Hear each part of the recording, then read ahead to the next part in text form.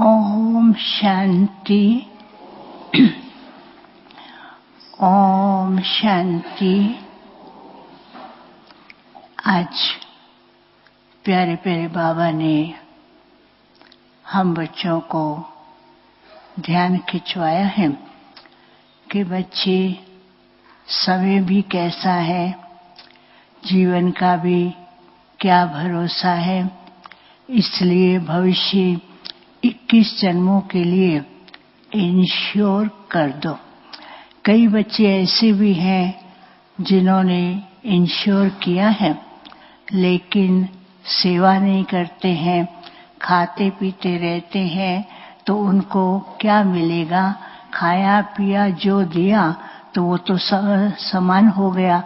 इसलिए बाबा ने कहा सेवा भी करनी है और सेवा से भविष्य 21 जन्मों के लिए कमाई करनी है। दूसरी बात बाबा ने कहा जैसे बाप सर्वशक्तिवान है, माया भी कोई कम नहीं है। माया बहुत प्रबल है। बाप आकर के पावन बनाते हैं और माया आकर के पतित बनाती है। और तीसरी बात बाबा बता रहे थे कि जैसे शिव बाबा ने ब्रह्मा के तन में प्रवेश किया, जैसे दुनिया में भी क्या होता है, लौकिक में पति क्या करता है, पत्नी को एडॉप्ट करता है, पैदा तो नहीं करता, एडॉप्ट करता है, उसके बाद बच्चे पैदा होते हैं। ऐसे शिव बाबा ने भी ब्रह्मा को एडॉप्ट किया और उसके द्वारा ही ब्रह्मा कुमार और ब्रह्मा कुमारियां बने। और अभी बाबा की सुनते हैं प्यारे बाबा के महावाक्य।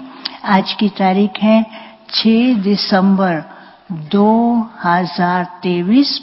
मुरली का मुख्य हेडिंग, मीठे बच्चे मैं तुम्हें फिर से राजयोग सिखलाकर राजाओं का राजा बनाता हूं। आज बाबा ने फिर से का राज बताया। बाबा ने कहा फिर से शब्द में ही सृष्टि चक्कर का पूरा ज्ञान है। फिर से बुलाते हैं, फिर से आकर राजयोग सिखाओ, माया का छाया है। तो बाबा कहती फिर से शब्द में पूरे सृष्टि चक्र का ज्ञान है। मैं तुम्हें फिर से राजयोग सिखलाकर राजाओं का राजा बनाता हूं। इस फिर से शब्द में ही सारा चक्र समाया हुआ है। आज का प्रश्न है, बाप भी प्रबल है तो माया भी, दोनों की प्रबलता क्या है? बाप भी प्रबल है, माया भी प्रबल है, लेकिन दोनों की प्रबलता में क्या अंतर है वो बाबा बता रहे हैं। उत्तर है, बाप तुम्हें पतित से पावन बनाते, पावन बनाने में बाप प्रबल है, इसलिए बाप को ही पतित पावन सर्वशक्तिवान कहा जाता है। माया फिर पतित बनाने में प्रबल है। सच्ची कमाई में ग्रहचारी ऐसी बैठती हैं जो फायदे के बदले घाटा भी हो जाता है।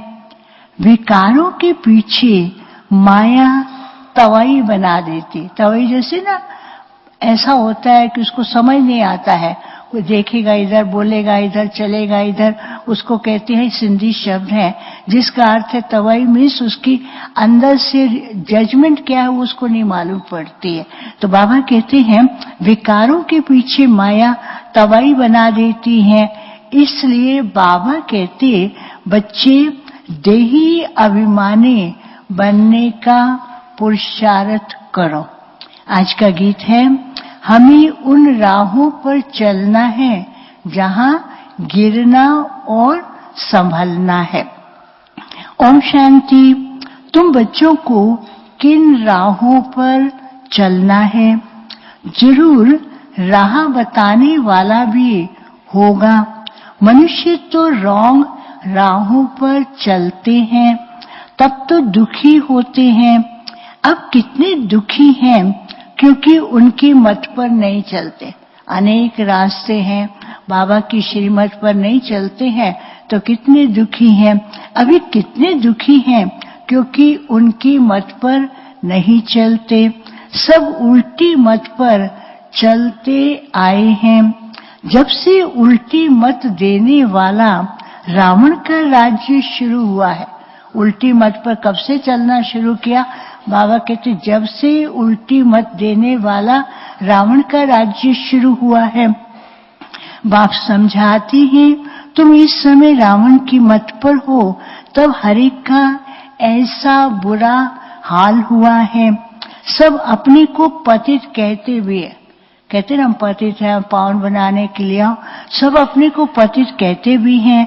गांधी बापूजी भी कहते थे पतित पावन आओ, गोया हम पतित हैं, परंतु कोई ये समझते नहीं कि पतित हम कैसे बने और पावन कौन बनाएगा। चाहते हैं कि भारत में राम राज्य हो, परंतु कौन बनाएगा? राम राज्य तो चाहते हैं, लेकिन बनाएगा कौन?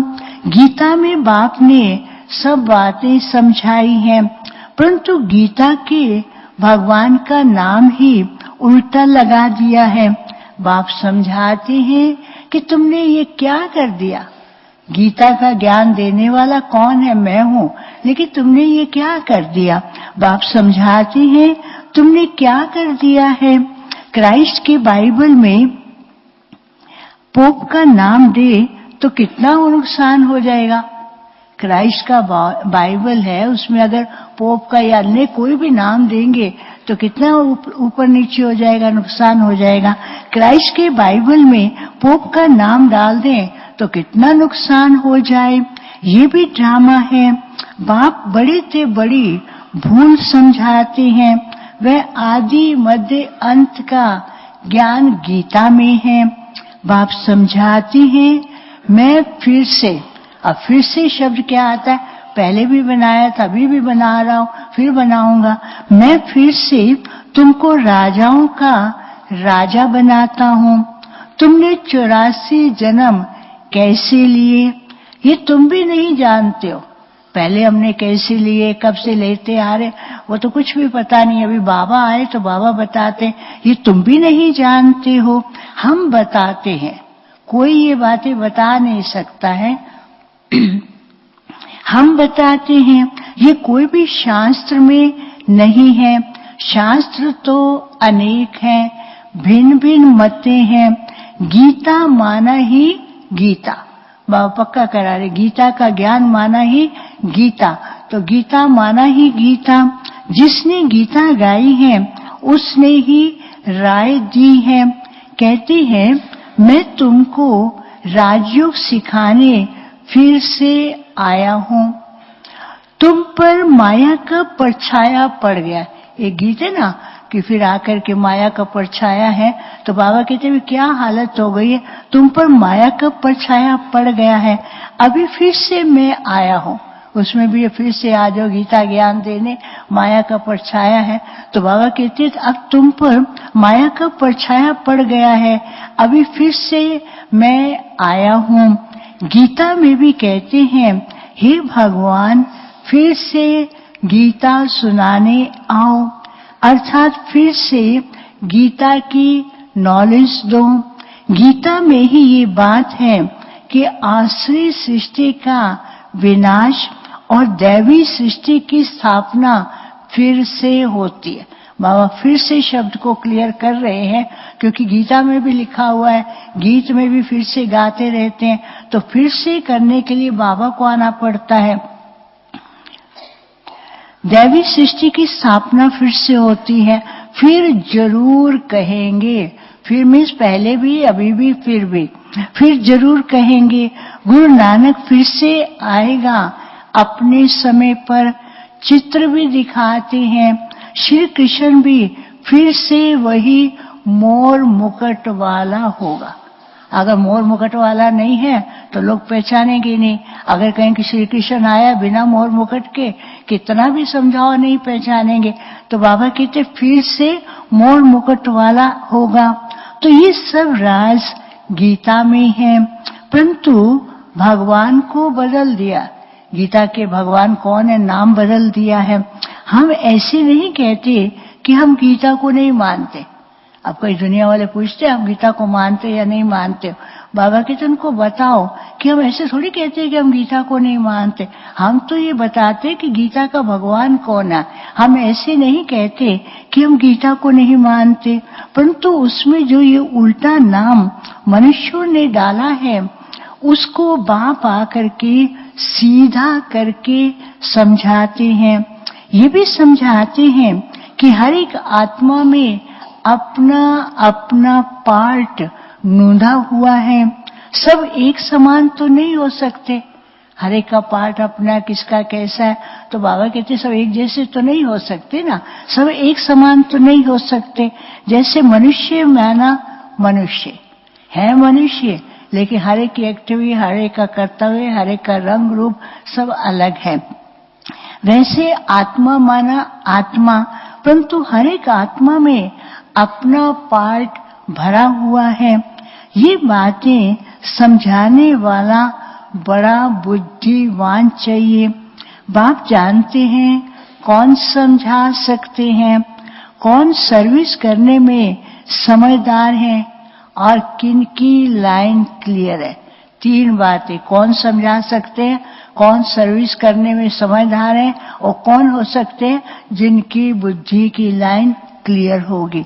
किन की लाइन क्लियर है, देही अभिमानी रहते हैं, एक तो लाइन क्लियर, दूसरा देही अभिमानी।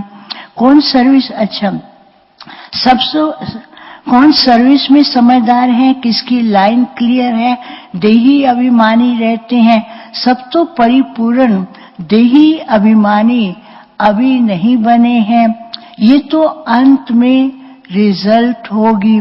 इम्तिहान के दिन जब नजदीक होते हैं तो मालूम पड़ जाता है कि कौन कौन पास होंगे। पर जो टीचर होता है उसको भी मालूम पड़ता है किसने कितना पढ़ा है और कैसे रिजल्ट आएगी, और पढ़ने वाला भी समझ जाता है कि मैंने कितने तक पढ़ाई की है।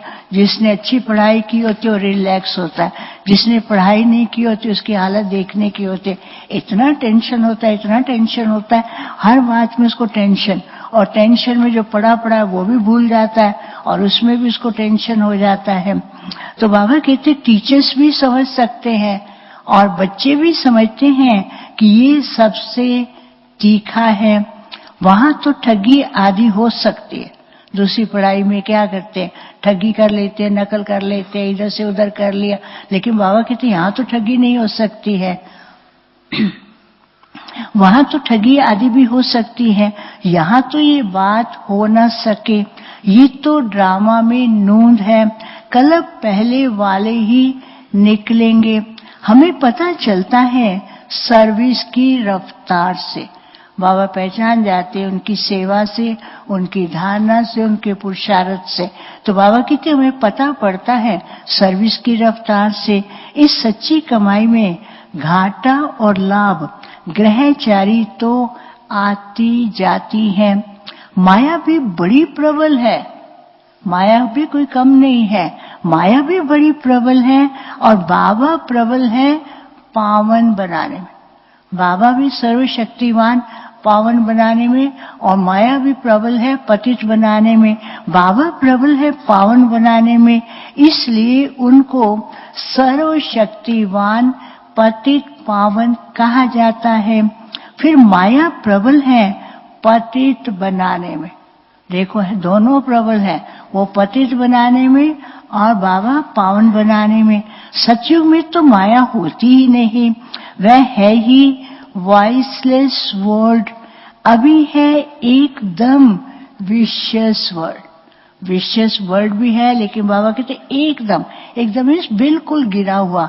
अभी है एकदम विशियस वर्ल्ड। कितनी जबरदस्त प्रबलता है, चलते चलते माया एकदम नाक से पकड़ तवाई बना देती है। तवाई समझते ना, जैसे बामरा सा हो तो उसको कुछ भी समझ नहीं आता, अच्छी बात भी समझ नहीं आती, बुरी में तो पहले ही फंसा हुआ है, उसको कितना भी समझाओ बुद्धि में बिल्कुल नहीं बैठेगा। तो इसलिए बाबा कहते हैं माया एकदम नाक से पकड़ तवाई बना देती है, फारकती दिला देती है। बाबा का बने, इतनी सेवा की, फिर जाकर के बाबा का हाथ छोड़ देते हैं। तो ये क्या होता है? माया की प्रवेशता है, फारकती दिला देती है। कितने प्रबल हैं। भल सर्वशक्तिवान परम पिता परमात्मा को कहते हैं, परंतु माया भी कोई कम नहीं। बाबा को कहना पड़ता है, कितना भी कहो बाबा सर्वशक्तिवान है, लेकिन माया भी कोई कम नहीं है, क्योंकि बच्चों को हरा देती है। परंतु माया भी कोई कम नहीं है। आधा कल्प उनका राज्य चलता है। ये कोई थोड़ी जानते हैं, दिन और रात आधा आधा होता है।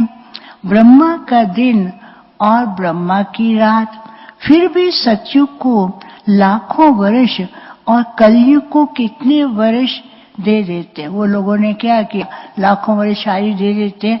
तो बाबा कहते फिर भी सतयुग को और कलयुग को कितने वर्ष दे देते हैं। अभी बाप समझाते हैं तो समझ में आता है।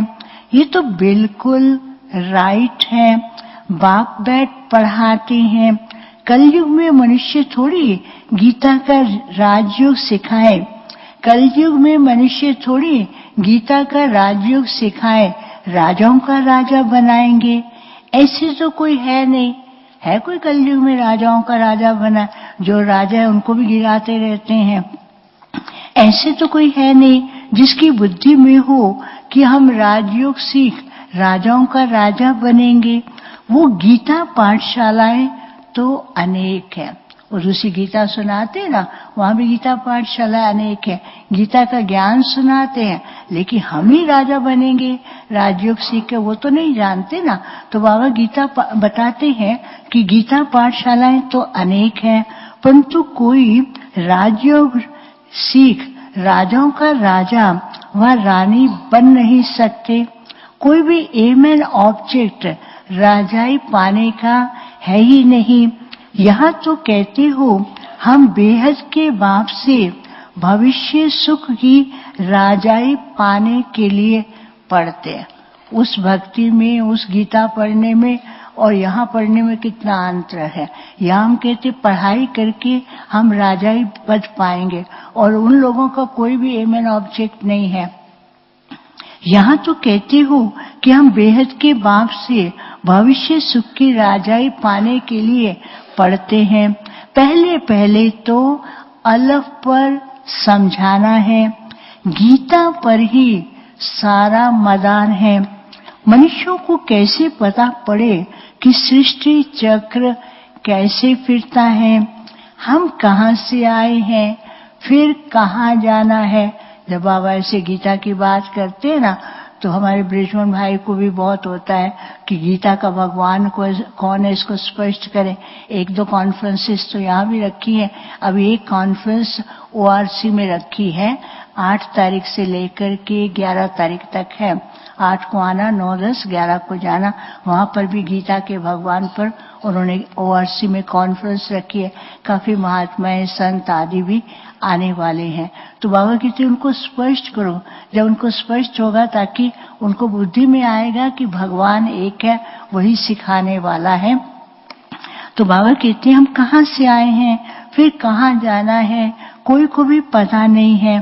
कौन देश से आए, कौन देश है जाना। ये बाबा के टाइम शुरू में बाबा ने गीत उनको सिखाया था, बहनें गाती थी, कौन देश से आए हैं, कौन देश, हे बाबू कौन से देश में जाना है। तो बाबा कहते गीत तो बना हुआ लेकिन जानते नहीं है। कौन देश से आया, कौन देश है जाना, गीत भी है ना, सिर्फ तोते मुआफी गाते रहते। दुनिया वाले भी गाते हैं किस देश से आए, कहाँ जाना है, लेकिन बाबा ने भी एक गीत बनाया था जो बहनें गाती थी। उसमें हे बाबू कौन देश से आए हैं और कौन देश जाना है। बाहर वाले तो तोते मुआफी गाते रहते, बाबा के बच्चे तो समझते हैं, वह तो सिर्फ तोते मुआफी गाते रहते हैं। बुद्धि जो आत्मा, बुद्धि में जो आया वह जानते नहीं है कि हम जिसको हे परम पिता परमात्मा कहते हैं वह कौन है। उनको न देख सकते हैं, न जान सकते हैं। आत्मा का तो फर्ज है ना बाप को जानना और देखना। आत्मा का फर्ज है अपने पिता परमात्मा को जानना और देखना। आत्मा का तो फर्ज है बाप को जानना और देखना। अभी तुम समझ सकते हो हम आत्मा हैं, परम पिता परमात्मा बाप हमको पढ़ाते हैं। बुद्धि कहती है कि बाप आकर के पढ़ाते हैं। जैसे किसकी आत्मा को बुलाते हैं तो समझते हैं ना कि उनकी आत्मा आई है। पहले जमाने में जब भक्ति सतो प्रधान थी तब उस समय जाने वाली आत्माओं को बुलाते थे। उस समय समझ भी जाते थे कि इसकी आत्मा आई है और वो आत्मा आके बोलती थी। और अभी तो भक्ति भी तमो प्रधान है, कितना भी करे नहीं हो सकता है ना। तो बाबा कहते हैं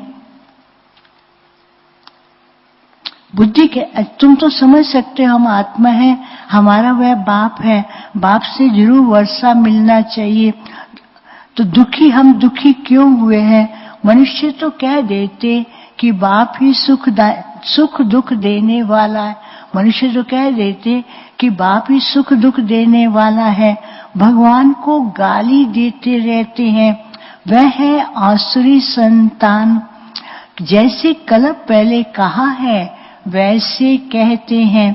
अभी तुम प्रैक्टिकल में ईश्वरीय संतान बने हो। आगे तुम आसुरी औलाद थे। अब बाप कहते हैं निरंतर मुझे याद करो। किसको भी ये 2 अक्षर समझाना बहुत सहज है। कौन से 2 अक्षर? मन मना भाव, बाप को पहचानो और उसको याद करो। किसको ये 2 अक्षर समझाना बहुत सहज है। तुम भगवान के बच्चे हो।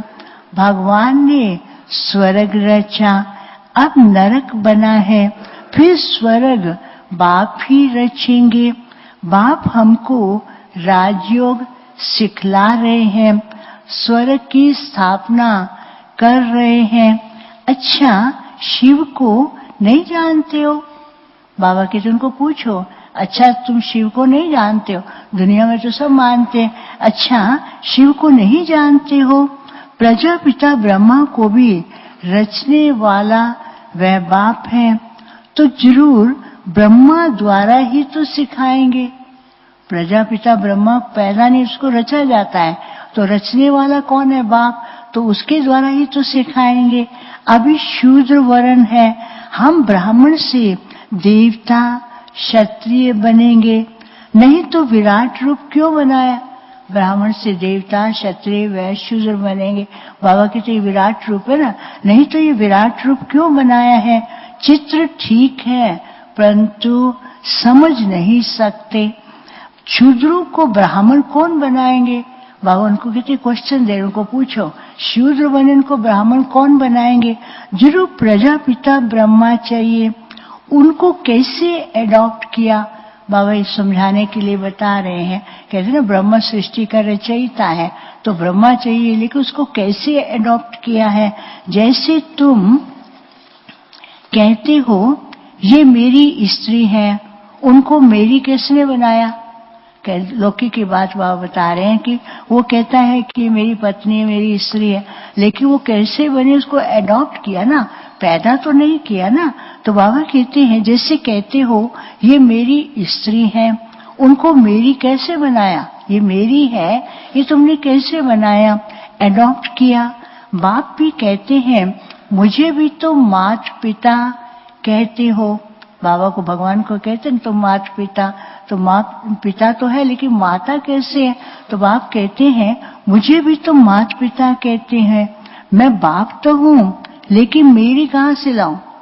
मेरी स्त्री कहाँ से लाऊं? बाबा कहते हैं वो फिर मैं क्या करता हूँ? मैं एडॉप्ट करता हूँ। बाबा कहते मैं बाप तो हूँ लेकिन मेरी कहाँ से लाऊं?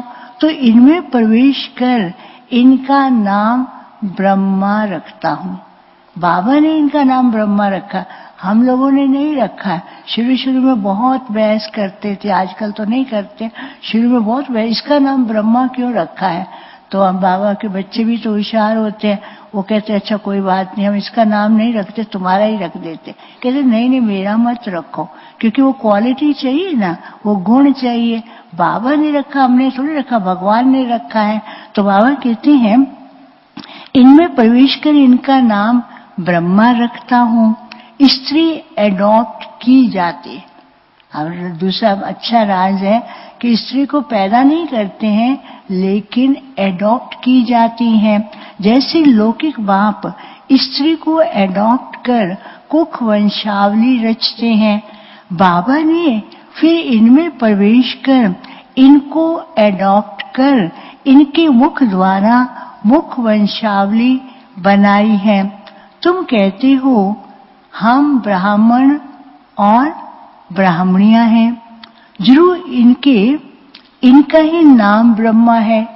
अब ब्राह्मण ब्राह्मणियां हैं तो हमारा पिता कौन है? ब्रह्मा। उनके बच्चे हम ब्राह्मण ब्राह्मणियां और साथ में ब्रह्मा कुमार और ब्रह्मा कुमारियां हैं। ब्रह्मा किसका बच्चा है? बाबा कहते बताओ ब्रह्मा किसका बच्चा है? शिव बाबा का। इसको किसने एडॉप्ट किया? ये क्वेश्चन दे रहे आज बाबा, बहुत सारे क्वेश्चनर दे रहे हैं कि ब्रह्मा किसका बच्चा है, इसको किसने एडॉप्ट किया? बेहद के बाप ने। एक तरफ बाबा क्वेश्चन भी दे रहे हैं, दूसरी तरफ बाबा उसका आंसर भी दे रहे हैं। बेहद के बाप ने दृष्टांत बड़ा अच्छा है, परंतु जिसकी बुद्धि में बैठा होगा वह समझा सकेंगे। बुद्धि में नहीं होगा तो उनको समझाने आएगा ही नहीं। अब बुद्धि में नहीं बैठा तो कैसे समझाएगा? बुद्धि में बैठेगा तब तो दूसरों को समझा सकेगा। बुद्धि में नहीं होगा तो उनको समझाने आएगा ही नहीं। लौकिक और परलौकिक बाप तो है ना, वह भी स्त्री को एडॉप्ट कर मेरी कहते हैं। स्त्री को एडॉप्ट किया, कहेंगे ये मेरी है, मेरी स्त्री है। वह भी स्त्री को एडॉप्ट कर मेरी कहते हैं। ये फिर इनमें प्रवेश कर एडॉप्ट करते हैं। खुद कहते हैं मुझ निराकार को इनका आधार लेना पड़ता है, तो नाम भी बदली करता हूँ। बाबा का पहला नाम तो दूसरा था, जब शिव बाबा ने प्रवेश किया तब इनका नाम दिया। तो बाबा कहते मैं एक तो इसको एडॉप्ट करता हूँ, इनमें प्रवेश करता हूँ, इनका नाम भी बदली करता हूँ। एक ही टाइम कितनों के नाम रखे? आप सबको मालूम है जब यज्ञ की स्थापना हुई इतने भाई बहने थे, शिव बाबा ने इतने सुंदर सुंदर नाम रखे। इतने नाम कोई एक ही टाइम पर इतने सारे नाम आए, दुनिया में कोई दे नहीं सकता। दुनिया में तो लोगों को सोचना पड़ता है इसका नाम क्या रखे, सोचते रहते हैं कहाँ से रखें, बाहर से रखें, जन्म पत्री से पता नहीं क्या क्या, वो 1 2 4 नाम बता देंगे। लेकिन बाबा ने कितने सुंदर नाम रखे। दादी का नाम पहला था रमा, नाम था रामा, लेकिन बाबा ने क्या नाम दिया? प्रकाश मणि है। तो सबको नाम हृदय मोहिनी, कैसे कैसे नाम रखे थे। मनो इंदिरा दादी, चंद्रमणि दादी, इनके इतने सुंदर सुंदर नाम, हर नाम के साथ इतना सुंदर उसका मीनिंग दुनिया में तो कोई रख ही नहीं सकता। तो बाबा कहते हैं एक ही टाइम कितनों के नाम रखे। नाम की लिस्ट भी तुम्हारे पास होनी चाहिए। पहले थी नामों की लिस्ट, वो सब अभी भी होंगी कहीं ना कहीं, जो पुराने नाम क्या थे और अभी के नाम क्या है, तो सब नाम की लिस्ट भी होनी चाहिए। नाम की लिस्ट भी तुम्हारे पास होनी चाहिए। प्रदर्शनी में नाम की लिस्ट भी दिखानी चाहिए। उस समय बता सकते थे कि कैसे ये पुराना जन्म है, इनका पुराना नाम क्या है, अभी नया बाबा ने इनका क्या रखा है। तो बाबा कहते प्रदर्शनी में भी नाम की लिस्ट दिखानी चाहिए। बाबा ने कैसे एक समय पर इतने नाम रखे। बाबा ने हमको अपना बनाया तो नाम भी बदला। फिर नाम बदलने वाले को क्या कहेंगे? भाग्य बनाने वाले को, नाम देने वाले को क्या नाम देते? बाबा ने हमको अपना बनाया तो नाम भी बदलाया। उनको भृगु ऋषि कहते हैं। भृगु ऋषि भाग्य लिखने वाला और भाग्य बनाने वाला और नाम देने वाला, उनको भृगु ऋषि कहते हैं। जन्म पत्री तो भगवान के पास ही है। बाबा के पास जब बच्चे आए तो बाबा शुरू से हर एक बच्चे की जन्म पत्री को जान लेते थे। वह देखने में लगेगा ज्ञान में चलेगा या नहीं चलेगा, लेकिन बाबा तो जानते थे। बाबा उसी समय उसको ऐसा तीर लगाते थे, वो एकदम बाबा का बन गया। और आज बाबा का नाम रोशन करने में कितने आगे हमारी सब दादियों ने यज्ञ का सारा कारोबार संभाला। तो बाबा कहते जन्म पत्री तो भगवान के पास ही है।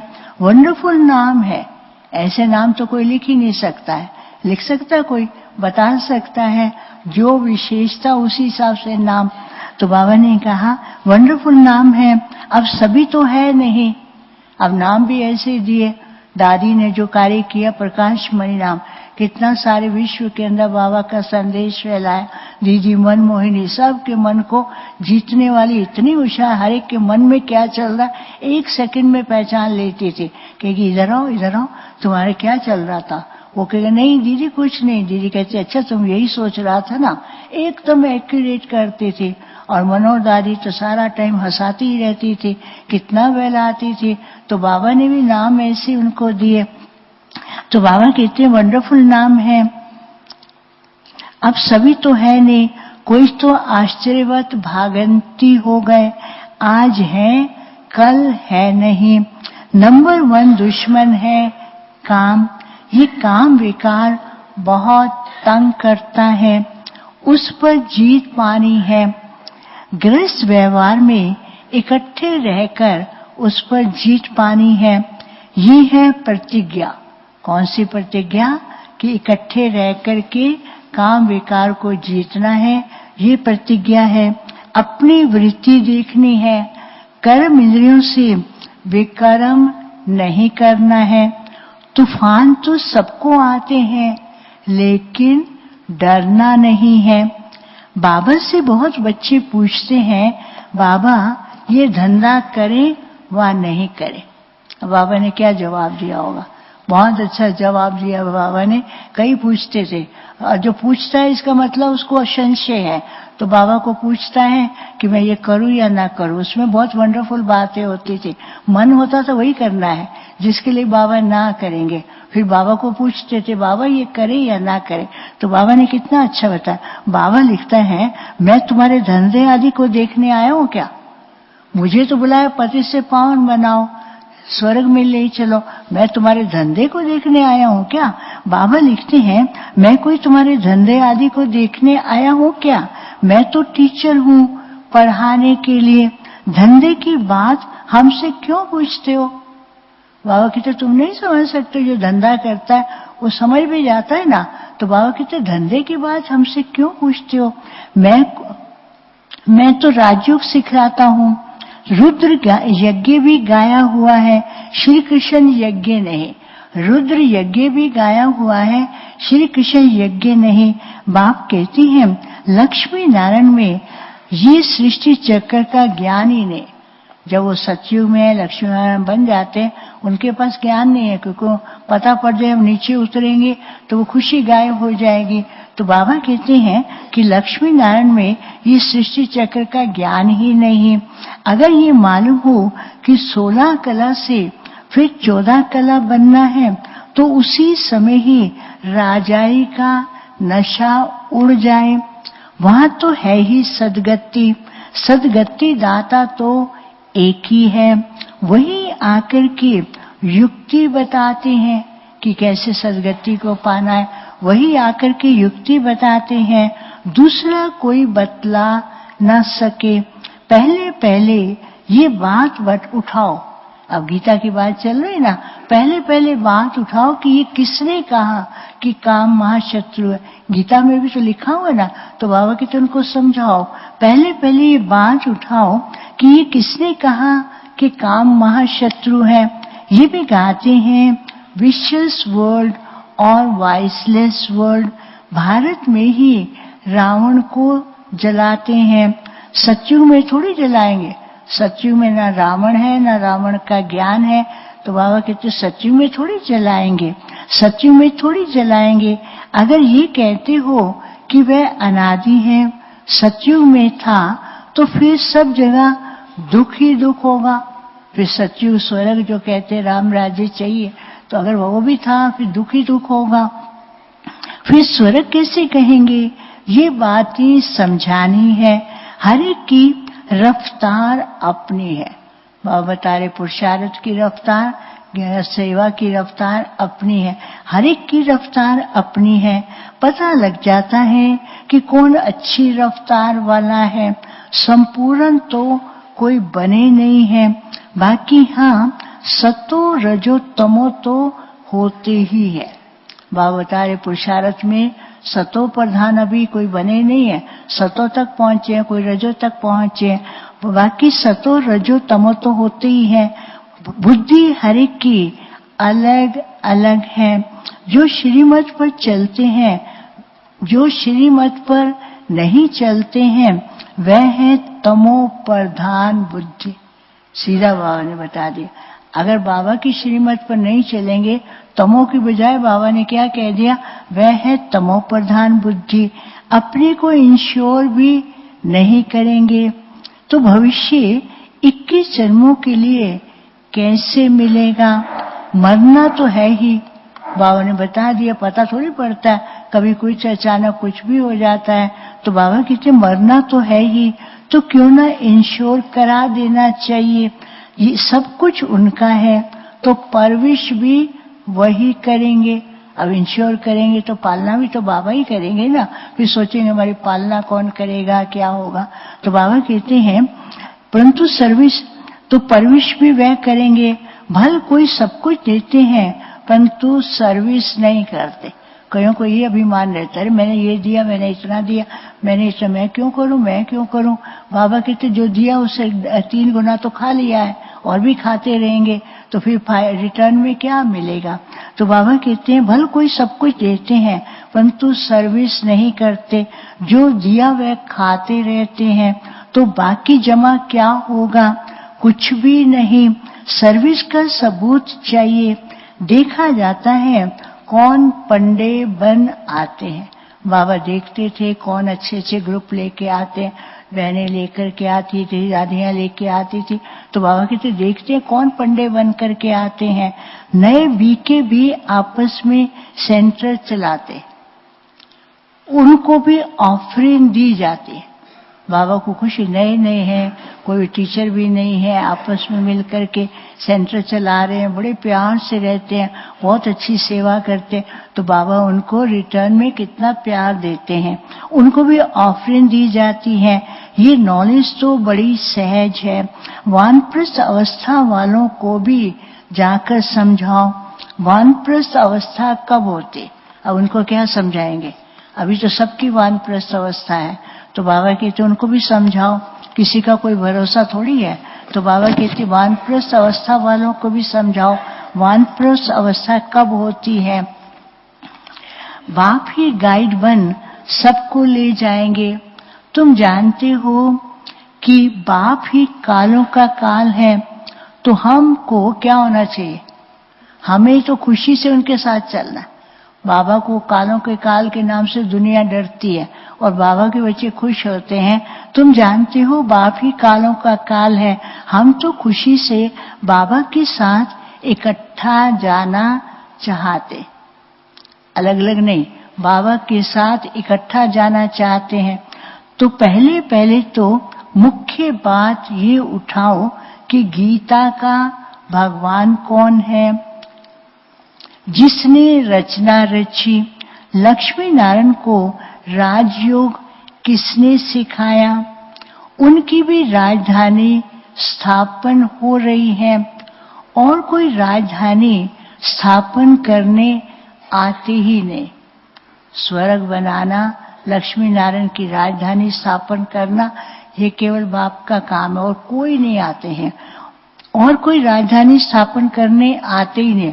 बाकी धर्मों में भी देख लो, वो आते धर्म की स्थापना करते, राजधानी स्थापन नहीं करते। यहाँ तो बाबा आकर के राजधानी स्थापन करते हैं और कोई राजधानी स्थापन करने आते नहीं हैं। बाप ही राजधानी स्थापन करने आते हैं, सब पतितों को पावन बनाते हैं। ये है ही विशेष वर्ल्ड और वह है वाइसलेस वर्ल्ड। दोनों में नंबर वार मर्तबे हैं। यहाँ भी कलयुगी दुनिया के अंदर देखो, किसको कोई स्टेटस है, कोई है, लेकिन कलयुगी दुनिया की स्टेटस क्या है। एक बार अव्यक्त बाबा ने क्या कहा, ये तो कांटों की कुर्सी है, कभी देखो तो बिठा देते हैं, कभी देखो तो गिरा देते हैं, चारों तरफ कांटे ही कांटे लगते रहते हैं। लेकिन सतयुग का जो स्टेटस है वो तो फूलों की तरह है ही विशेष वर्ल्ड, वह है वाइसलेस वर्ल्ड। दोनों में नंबरवार मर्तबे हैं। जो श्रीमत पर चलने वाले होंगे उनकी बुद्धि में ये बातें बैठ सकती। श्रीमत पर चलने वालों की बुद्धि में ज्ञान की सब बातें बैठ सकती हैं। अच्छा, मीठे मीठे सिकी लदे बच्चों प्रति माता पिता बाप दादा का याद प्यार और गुड मॉर्निंग। रूहानी बाप की रूहानी बच्चों को नमस्ते। हम रूहानी बच्चों की रूहानी बाप दादा को याद प्यार, गुड मॉर्निंग और नमस्ते। अब सुनेंगे धारणा के लिए मुख्य सार। पहला है बुद्धि की लाइन सदा क्लियर रहे, इसके लिए देही अभिमानी बनना है। बुद्धि की लाइन सदा क्लियर रहे, इसके लिए देही अभिमानी रहना है। सच्ची कमाई में माया किसी भी प्रकार से घाटा ना डाल दे, ये संभाल करनी है। सच्ची कमाई में माया किसी भी प्रकार से घाटा न डाल दे, ये संभाल करनी है। दूसरा, कर्म इंद्रियों से कोई भी विकर्म नहीं करना है।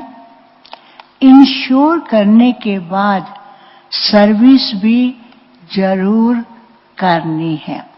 वरदान,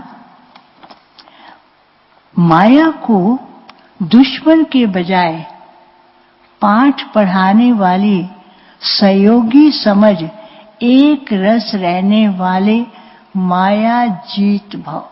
माया दुश्मन है, माया ऐसी है, माया ये करती, माया पे सारा दोष दे देते हैं। बाबा ने कहा माया को दोषी नहीं बनाओ, क्या करना है, एक रस अपनी स्थिति बनाओ। माया तो पाठ पढ़ाने आती है। माया को दुश्मन के बजाय पाठ पढ़ाने वाली सहयोगी समझ एक रस रहने वाले माया जीत भव। माया आती है आपको पाठ पढ़ाने के लिए। एक बार आई तो अनुभव हो जाता ना ये क्या हो गया, दूसरी बार वैसा नहीं करेंगे। तो बाबा कहते माया आती है आपको पाठ पढ़ाने के लिए, इसलिए घबराओ नहीं, पाठ पढ़ लो। क्या करना है, जो माया पढ़ाती है आती आप ऐसे करते, अच्छा मैं ऐसा करूंगी। तो बाबा कहते क्या करो, पाठ पढ़ लो, इसलिए घबराओ नहीं, पाठ पढ़ लो। कभी सहनशीलता का पाठ, कभी शांत स्वरूप बनने का पाठ पक्का कराने के लिए माया आती है। कौन सा पाठ, सहनशीलता का पाठ बहुत बड़ी बात है। माया आएगी, कैसे आएगी, कोई ना कोई बात लेके आती है। तो बाबा कहते हैं कभी सहनशीलता का पाठ, कभी शांत स्वरूप बनने का पाठ पक्का कराने के लिए माया आती है। इसलिए माया को दुश्मन के बजाय अपना सहयोगी समझो तो घबराहट में हार नहीं खाएंगे। पाठ पक्का करके अंगद के समान अचल बन जाएंगे। कभी भी कमजोर बन माया का आह्वान नहीं करो तो वह विदाई ले लेगी। स्लोगन, हर संकल्प में दृढ़ता की महानता हो तो सफलता मिलती रहेगी। हर संकल्प में दृढ़ता की महानता हो तो सफलता मिलती रहेगी। और आज है 6 तारीख, आज का अव्यक्त इशारा हम सुनेंगे। 6 तारीख है आज का अव्यक्त इशारा। कभी बहुत ऊंची स्थिति, कभी नीचे की स्थिति में आना, अभी इस आने जाने के आवागमन के चक्कर से मुक्त बनो। कहते ना आवागमन के चक्कर से मुक्त होना। बाबा बच्चों को क्या कहते हैं, कभी बहुत ऊंची स्थिति, कभी नीचे की स्थिति में आना, अभी इस आने जाने के आवागमन के चक्कर से मुक्त बनो। वह लोग तो जन्म मरण के चक्कर से छूटने चाहते हैं और आप स्मृति विस्मृति के आवागमन का जो चक्र है इससे मुक्त होने का पुरुषार्थ करो। सदैव अपने संपूर्ण स्वरूप का आह्वान करने से व्यर्थ बातों से स्वतः ही किनारा हो जाएगा और आप आवागमन से छूट जाएंगे। कितना अच्छा रास्ता बताया। आवागमन के चक्कर से छूटने के लिए क्या करना है और व्यर्थ बातों से भी छूटना है। अच्छा, ओम शांति। अभी हम सभी बाबा की याद में बैठेंगे।